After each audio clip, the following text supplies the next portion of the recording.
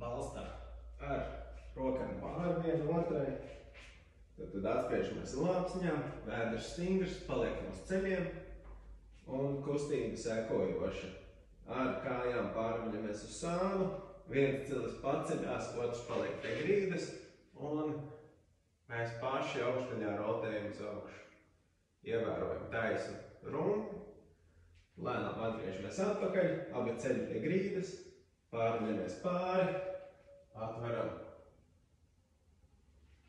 Lēnām atpakaļ, ceļi klāt, viens celis paceļās, pārveļas pāri uz sānu un šādi lēnām vienmērīgi.